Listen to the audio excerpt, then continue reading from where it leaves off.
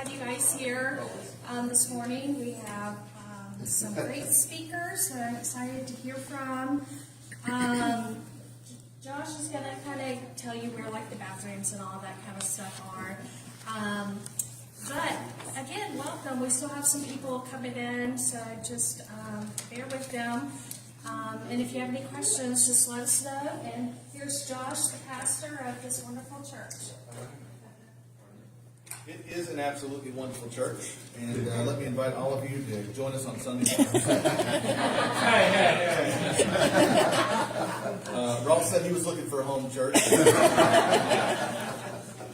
So, we are delighted that you guys are with us today. It is a special thing when my favorite people from outside of this church get to join us together as the collective body of Christ around Paulina Wagner and Sally and all the, I guess, area around the Edisto Baptist Association. I was thinking this morning when I came in here about when I was opening up the door about Acts 1:8, where we're instructed to go and be the witness in Jerusalem, Judea, and Samaria, even to the remotest parts of the earth. And when I made up my way back to the fellowship hall, seeing all these flags and representing different parts of the world where the gospel is being sent, it just made my heart glad this morning. I don't know exactly what to expect today. This is my first mission fest, but I am absolutely confident that it will bring glory to God, and we will be inspired to take the gospel not just to the remotest parts of the earth, but also to our closest neighbors.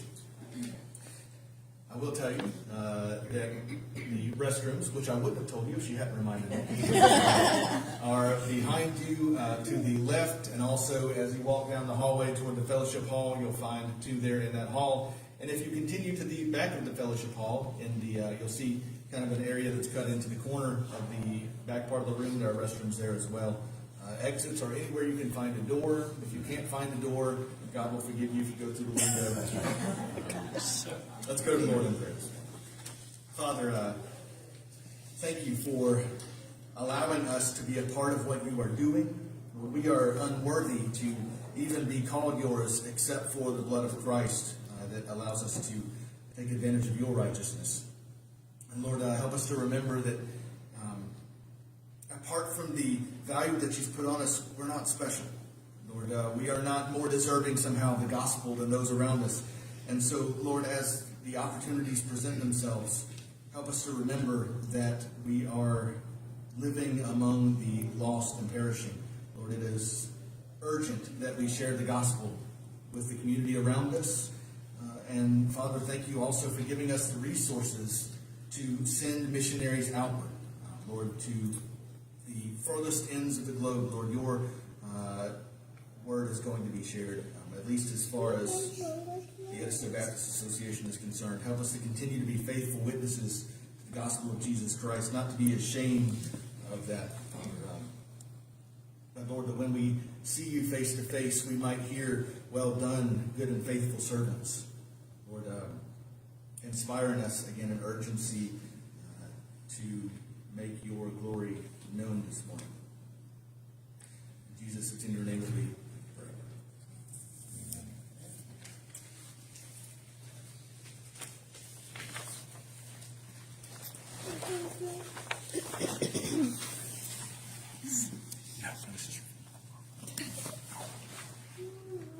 Well, good morning.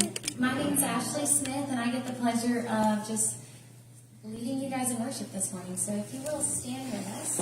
And in your program, there are all the words to our songs. So if you want to go ahead and look there, we're going to start with "What a Mighty God We Serve." And how true is that? What a mighty God we serve. We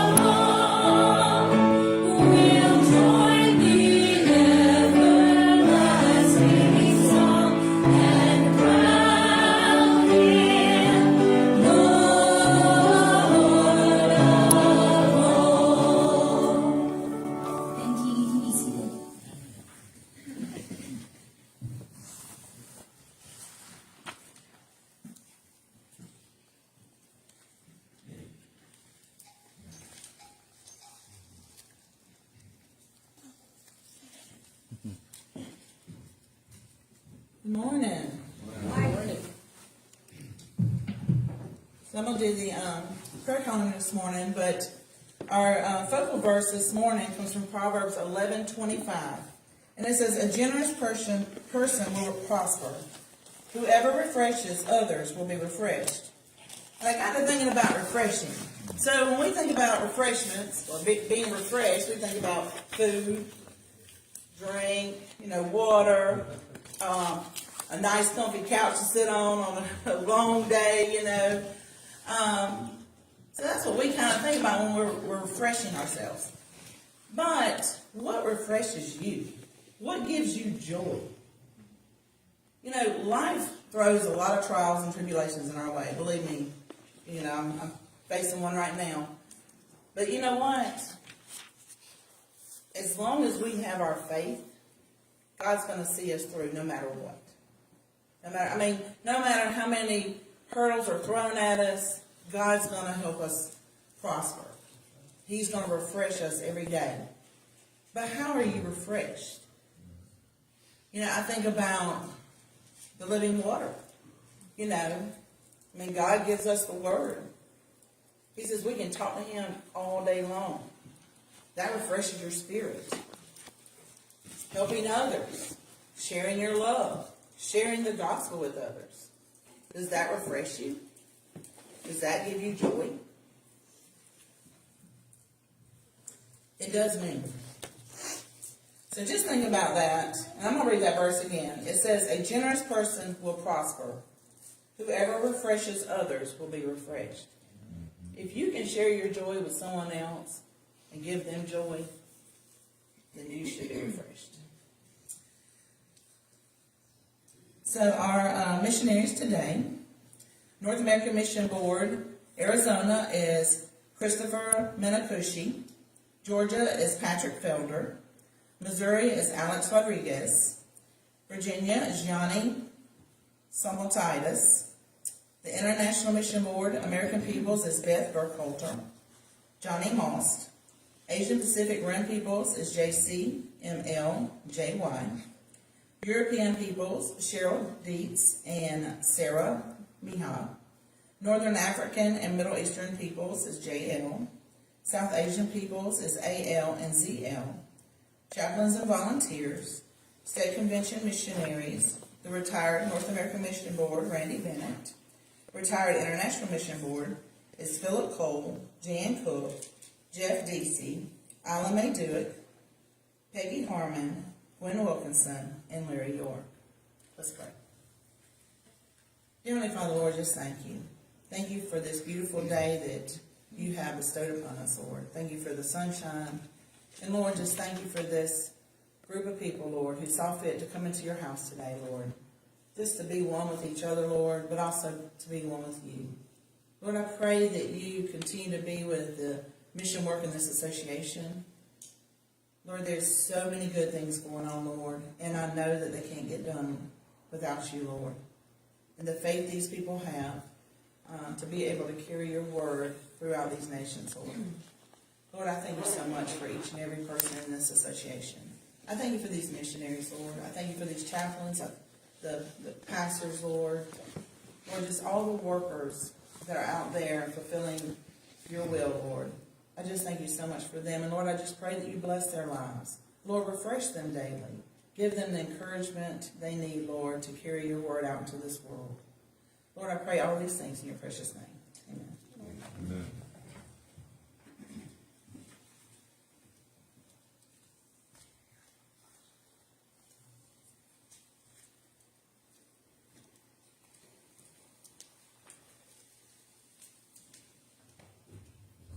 Good morning.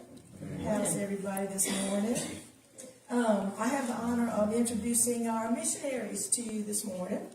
They are David and Ann Boiter. Did I say it right? Boiter? All right, good. David is a Greenville, South Carolina native and a Wake Forest University graduate. Got any Wake Forest people in here? No. Okay, great. Well, after graduation, he spent 2 years in Latin America doing ministry and then he felt called to missions during that time. Anne's history is similar to David's in that she grew up in Canada and came to faith through the BSU ministry at the University of Alberta. She became a journeyman to Argentina after graduation and also felt called to missions. They met attending Golden State Seminary and planting an Hispanic church close by. They were appointed in 1985 with what we then called not the IMB, but the Foreign Mission Board, and they have served in Mexico ever since then. David and Ann have 3 children and 5 grandchildren, and are on their final stateside assignment. I'm sure they might tell us a little bit about that. They live in Greer, South Carolina, where they look forward to every visit by their family. David loves to fish and play golf, and Ann is a lifelong quilter, and is currently enjoying dabbling in watercolor painting. Interesting. Okay, so I would like for y'all to come forward, and we're just so thankful that you will be able to come and speak to us and learn about what you've been doing in missions all these years. Thank you for your service. Thank you. To that introduction, I feel like we're finished. That's all we needed. That's our life story.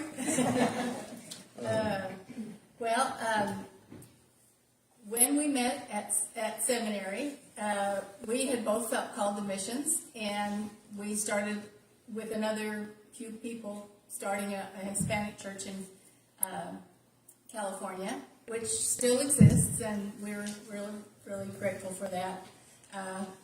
And we married there, and we also had our first child there, Andrew.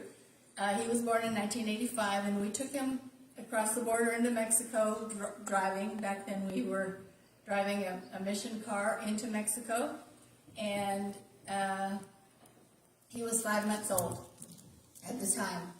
So he grew up his whole life in Mexico. Our second son was born in Durango, Mexico, and so he is a Mexican citizen as well. And we had our third child on our first stateside assignment in Greenville. So she was born there. Like you said, we have 5 grandchildren, and we love those little kids. They're 11 years old and younger. So the first, Joel was born in Durango, so our first time of service was as what would be kind of like a director of missions or mission strategist in that association. And so we spent time planting churches there in Durango. And then David's going to tell you a little bit about feeling called to Mexico City. And we served in Mexico City for 23 years. Loved the city, and really enjoyed our ministry there. That was with doing church planting and church planting training. And then in 2013, we moved to Culiacan, Sinaloa, where we focus on Mexico's unreached people groups. Dave's going to tell you more in detail about that. We are on our final furlough, our final stateside assignment.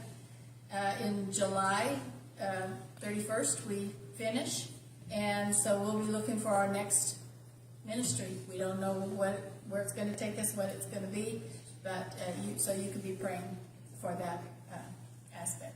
I'm going to sit down, and David's going to talk, and then I'll be back up in a minute.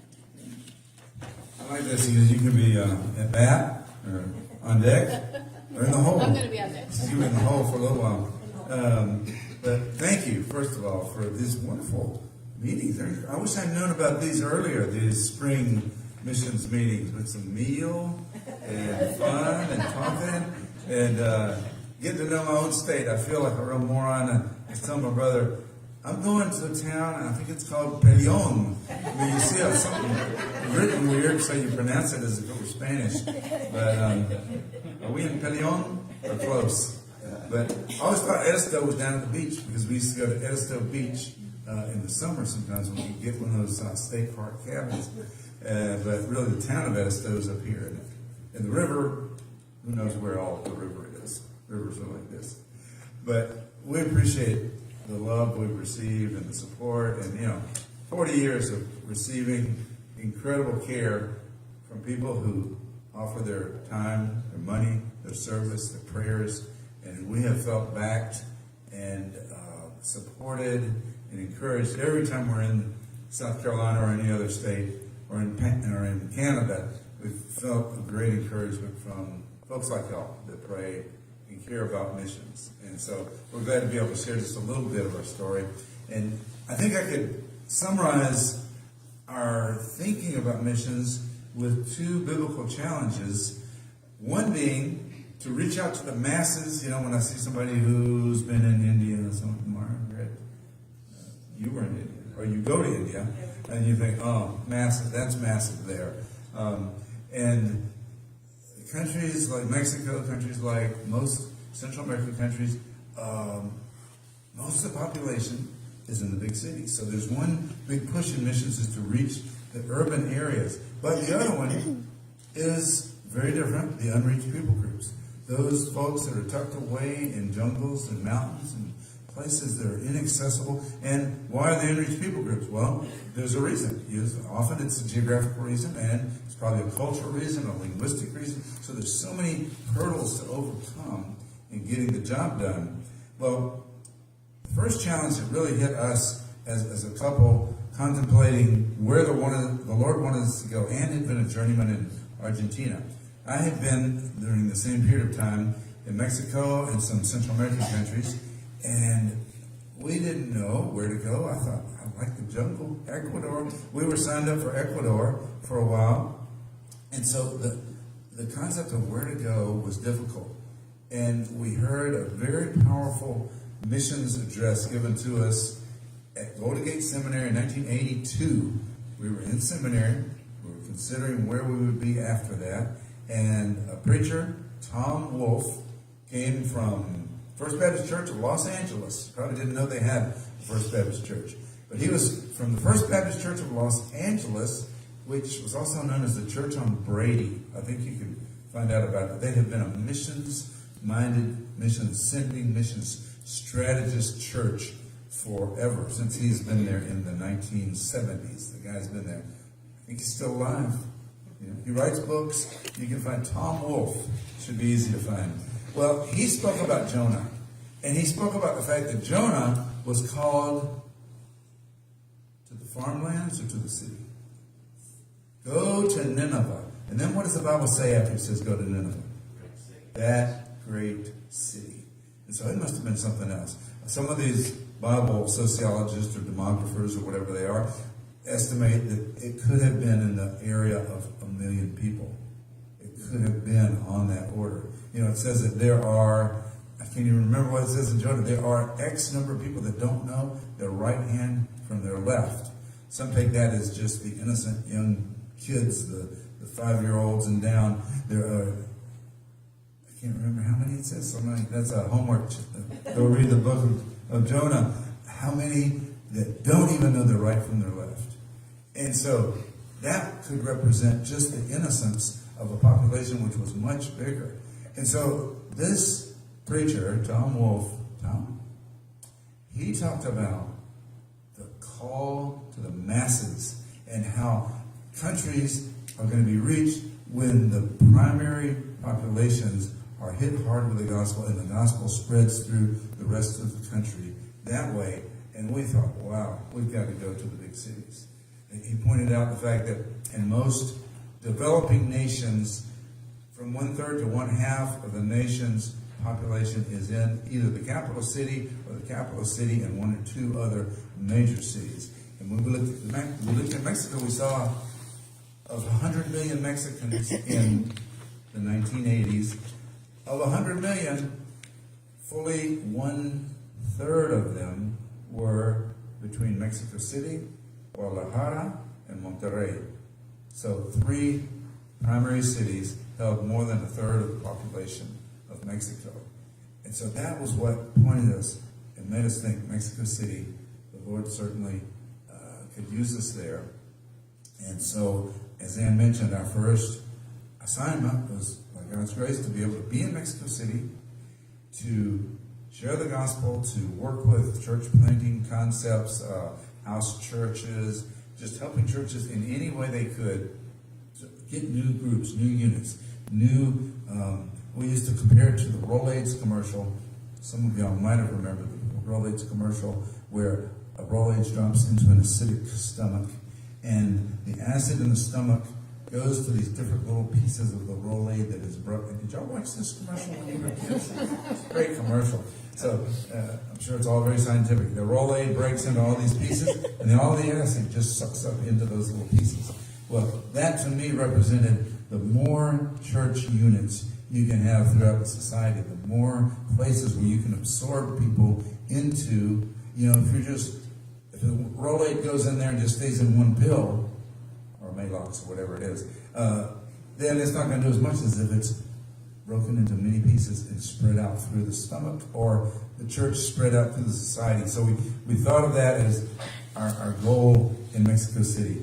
Get as many new units working to bring people to Christ. Start small things in people's homes, or just in a garage, or anywhere that you could bring people in.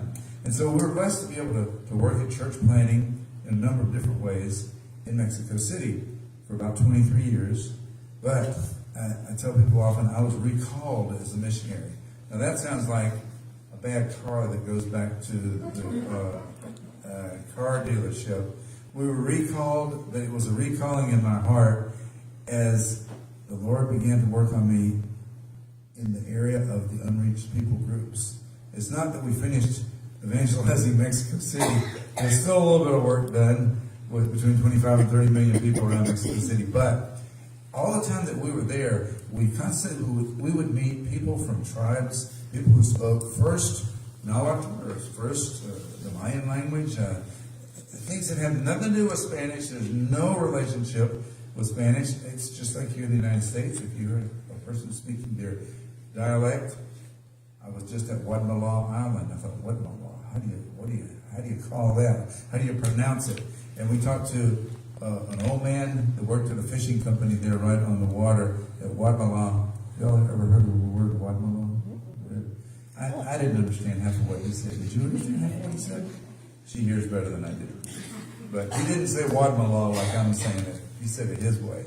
And so Mexico is filled with tribal people who speak first their own language and Spanish is their second language.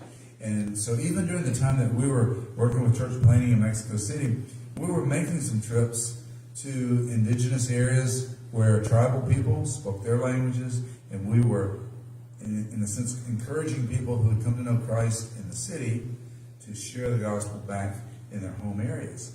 So that's number two as far as on our list of priorities.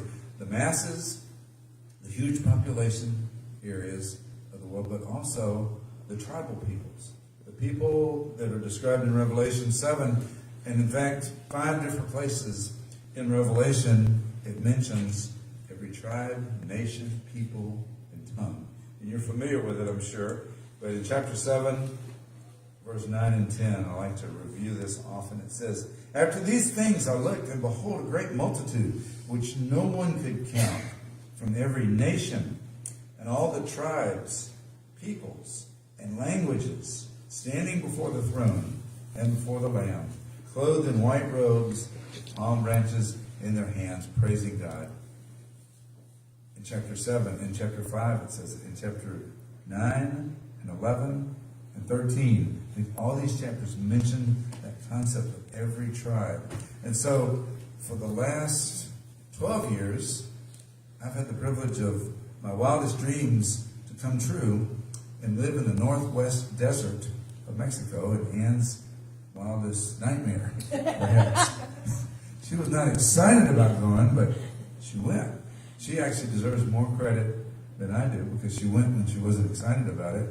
I went because I was jacked up. I was cranked up. We kept saying, we're going to the hot place. We're going to the antesala del infierno. We're going to the waiting room of hell. Because it was not the hottest place in the world, but it's a place that has a 7-month summer. It gets hot in April, and it stays hot until Christmas.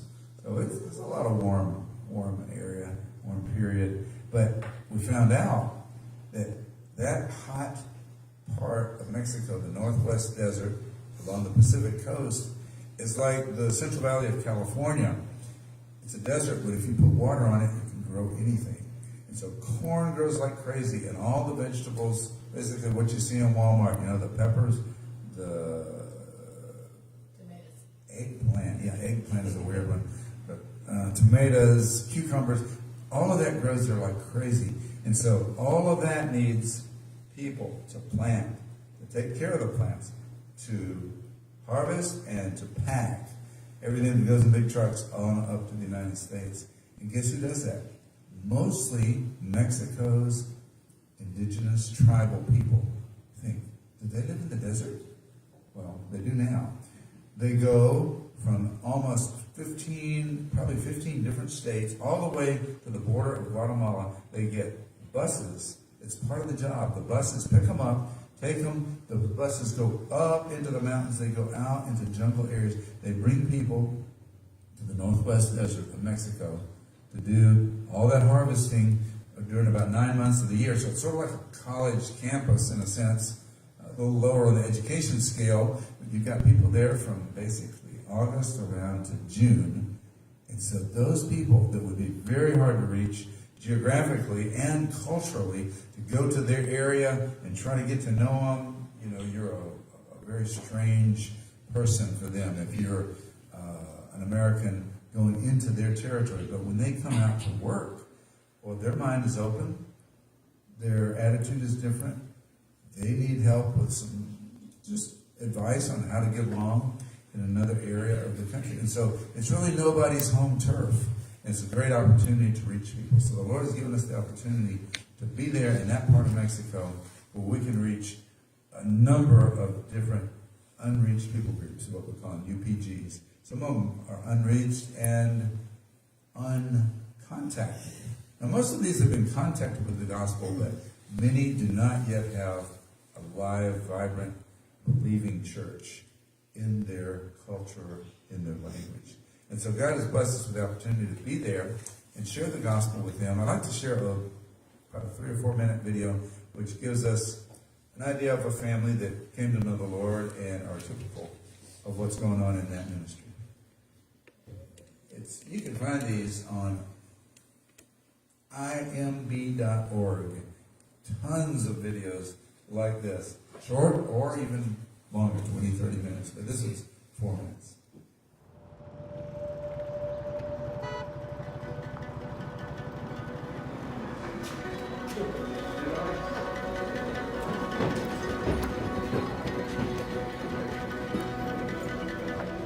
Fue el momento donde ya no pude más.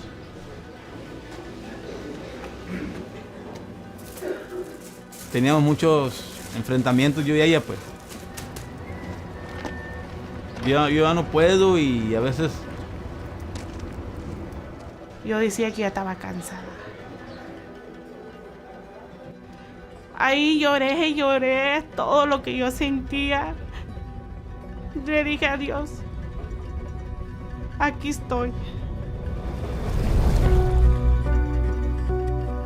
Sinaloa is known for being the breadbasket of Mexico. Fields everywhere here. All around it are these work camps. Different people groups in Mexico, seasonal workers. They're often up at 4, getting on a bus. Days are long, the work is hard. You see the effects of that in the challenges of their daily life. Udelia really struggled with depression, diabetes, was losing her sight. Gilberto and his wife Udelia, they had gone through, I think, enough grief in their life where they were looking for something else. yo le dije, ¿sabes qué, Gude? Vamos a buscar algo, le dije yo, porque yo ya no puedo y a veces... Y ya estaba el momento de serme loca. La depresión ya no aguantaba, ya no dormía.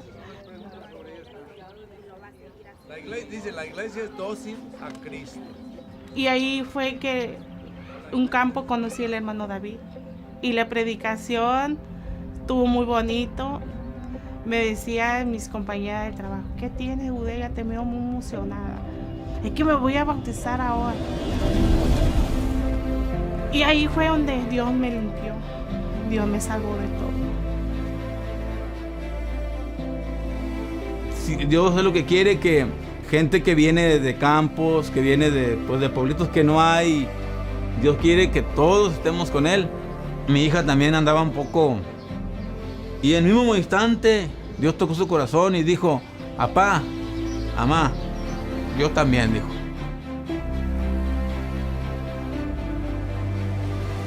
We just began working through the book of Acts. They have always taken the initiative. One day Gudelia said, "You know, I would really like to go visit a different camp with you." They have just been so excited about sharing their faith. All last year we were doing training with Gudelia and Gilberto of this is how you disciple people, this is how you share your faith. It's been so cool to see Gilberto grow in his confidence and ability to share. I can't imagine a more joyful person in Christ. She wants to share, she wants to engage, she wants to be used by God so badly. Like he said to Peter, go out into the deep water and let down the nets for a catch. New believers are added to the church. They're worshiping, they're praying. Si Dios es lo que quiere, que como nosotros estamos en Cristo, Dios quiere que todos estemos con Él. Para el día de su llegada, pues todos.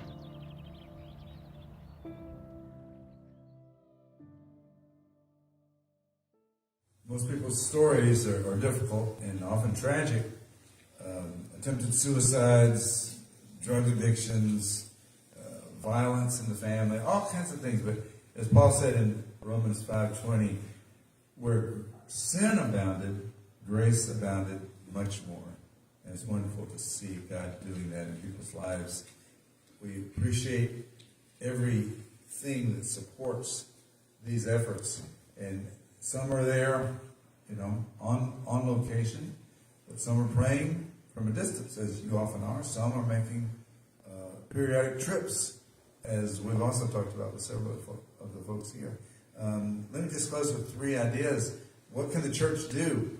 Certainly, we always say pray, give, and go. And in what way can you go? Those 2 skinny girls in the video, looks like they're about 15. They're actually 27 at that time. They were there for 2 years as missionary journeymen, as Anne was when she was 22 or 23, I guess. They did a great job. They went down knowing some Spanish, and they jumped in and got all over it. So for college-age people, the journeyman program is great. Also at the college age, when you've got semester missionaries, they call it hands-on. You can find out about hands-on through imb.org. Many opportunities all over the country, all kinds of possibilities. Anne taught school when she was a missionary journeyman, but she also did work with the churches directly. So the missionary journeyman program, hands-on, summer missions, all these are related to student work. But also churches taking the opportunity to go for a week.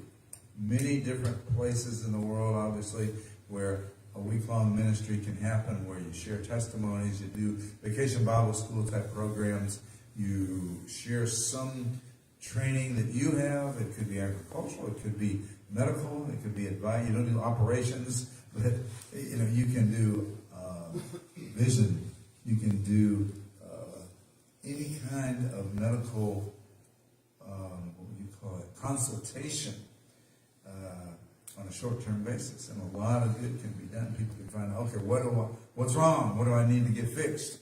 And then they have medical services, of course, in Mexico. And there's another level that a church can take up called being a strategy coordinator church. What's that?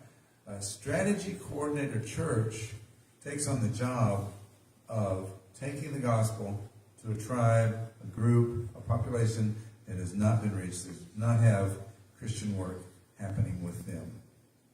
You think, how do I do that? Well, you go to college, but it's only for a week. Missions college. Who's ever heard of missions college through the IMB? It needs to be promoted more, doesn't it? Anne, have you heard of it? Have you gone? Yes. We're not sure. We think we've gone. We've gone through so many training things, we don't know if we've been or not. It's a week-long event at Rockville, Maryland. And it's not Maryland. There's a Rockville everywhere. There's a Rockville, South Carolina. It's Rockville, Virginia, close to Richmond, close to the offices. And it's a great place to be off and just study and focus on missions. And so in a week, you get the idea of how do you study a group of people? How do you begin, you don't learn the language, but how do you begin to understand the cultural differences? How do you focus the gospel? How do you make contact with people? And so it's a week that prepares a church to actually be a missionary church to reach a group of people. And it's happened with a couple of churches that we've known that have adopted a group of people in Mexico recently. And so it happens all the time. But it's January. You've got plenty of time to plan. Every January, I don't know the dates, but it's a week that you set apart to become a strategy coordinator church. And it's not real expensive. It's like going to a weekend retreat somewhere. How much does that cost? I was looking at some prices recently, about $250 to $300 a lot of times for a weekend, for a retreat. But this is for a whole week. And it is intense, and it is effective in getting a church ready to be really the gospel carrier to its own people group.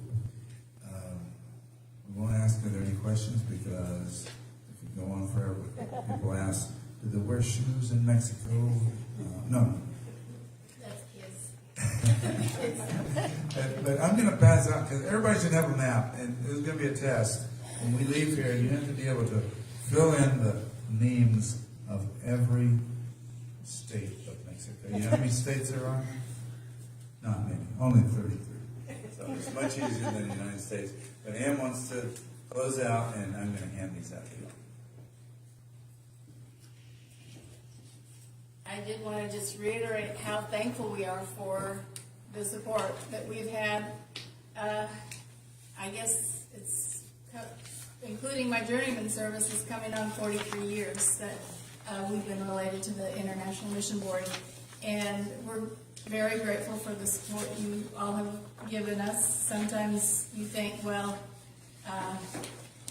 we don't even know you, but since you've given to the cooperative program and also to the Lottie Moon Christmas offering, you have been supporting us, and we are so grateful for that. God has done a lot of things through us, protecting us